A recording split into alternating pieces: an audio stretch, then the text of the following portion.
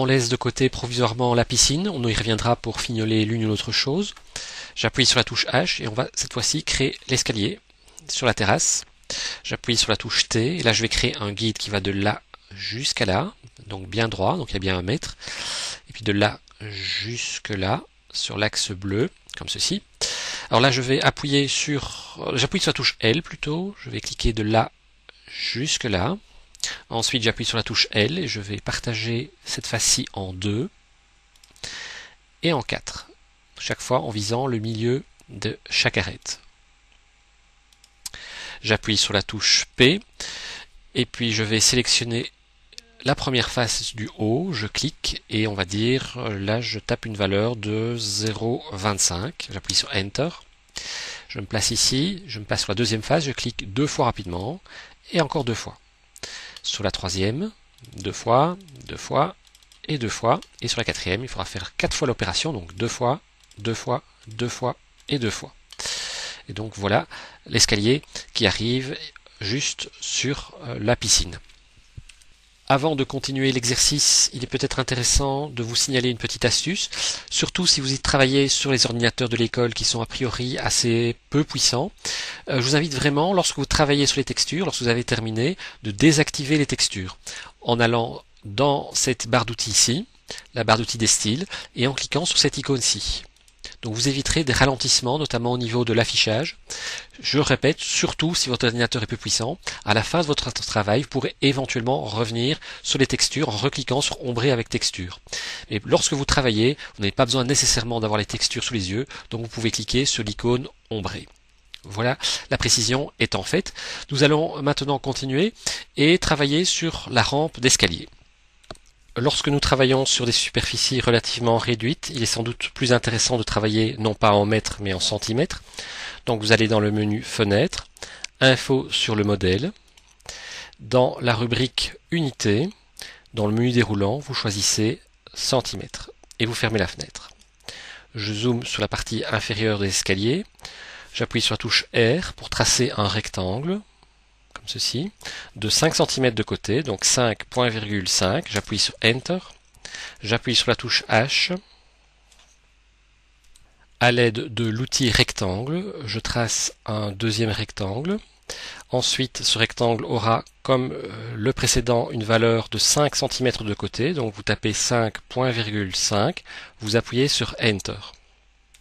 J'ignore si c'est le cas chez vous, mais là j'ai un guide qui m'empêche un peu de tracer correctement ma ligne. Donc je vais d'abord le supprimer en allant dans le menu Édition, Supprimer les guides. J'appuie sur la touche L du clavier. Je clique sur ce point précis. Je clique et sur l'axe bleu, je tire une ligne de 100 cm de hauteur. Donc vous tapez 100 et vous appuyez sur la touche Enter. Vous appuyez sur la touche H du clavier. Vous portez à la hauteur de la première marche. Vous appuyez sur la touche L. D'abord ici, vous voyez, si je clique, je vais avoir un problème puisque l'outil ligne est toujours activé et en lien avec la rampe du dessus. Donc je dois d'abord appuyer sur la touche Escape ou Échappe du clavier. Donc c'est normalement la touche qui se trouve en haut à gauche de votre clavier, ESC. Et donc je peux reprendre mon outil ligne à partir de ce point-ci. Je monte sur l'axe bleu, je clique et je tape 100. Et j'appuie sur la touche Enter. Je dézoome, comme ceci. Voilà. Et là, je vais rejoindre ces deux points en appuyant sur la touche L. Ce point-ci à ce point-ci. Vous désactivez l'outil ligne en appuyant sur la touche ESC, Escape. Ensuite, vous appuyez sur la touche E, vous zoomez et vous effacez ces 4 arêtes qui se trouvent donc à la base de notre ligne.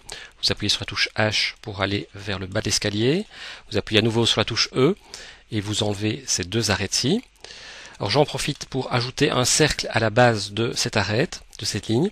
Vous appuyez sur la touche C du clavier, vous cliquez sur ce point d'extrémité, vous ne lâchez pas le bouton gauche de la souris, vous tracez un cercle et vous tapez une valeur de 2 cm au niveau du rayon, donc 2, vous appuyez sur Enter. Nous allons maintenant travailler sur les angles de notre rampe.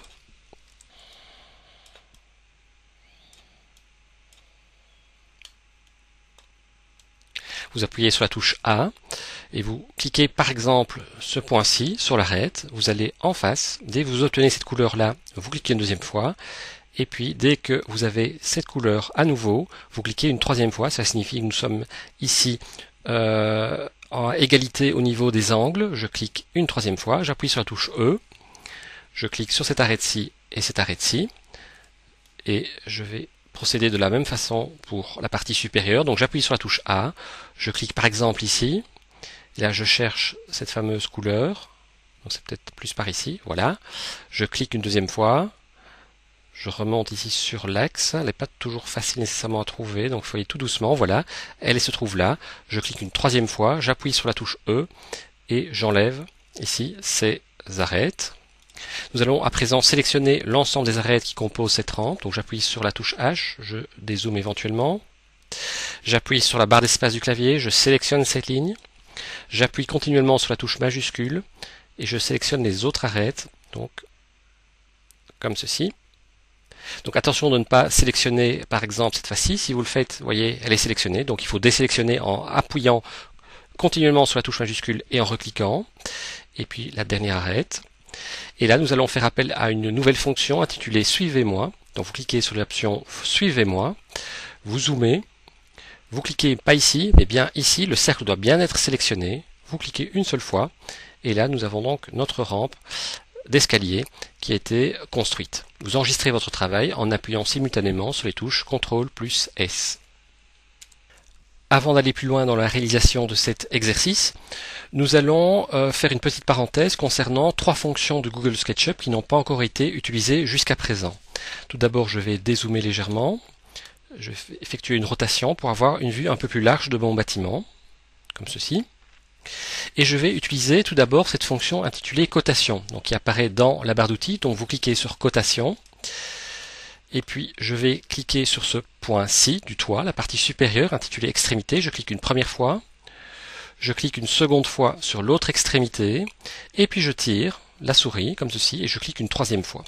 Et donc là nous voyons que notre toit a une longueur de 15,20 mètres. Alors on peut procéder de façon identique pour la piscine.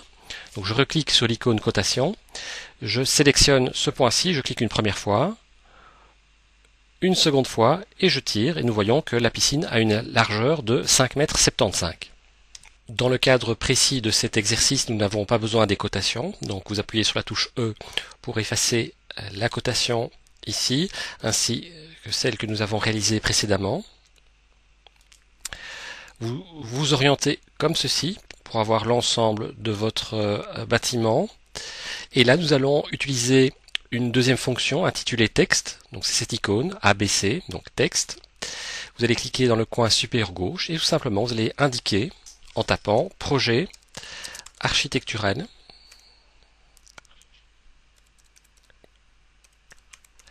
et là vous indiquez votre nom, votre prénom ainsi que votre classe. Vous pouvez éventuellement centrer un peu votre texte. Vous cliquez sur cette icône sélectionner. Si vous voulez déplacer, rien de plus simple, donc vous sélectionnez, vous appuyez sur la touche M, et là vous sélectionnez et déplacez le texte comme vous voulez. Donc là c'était la deuxième fonction intitulée texte. Troisième et dernière fonction, c'est l'outil texte 3D. Donc vous allez dans la barre d'outils, vous cliquez sur l'icône texte 3D.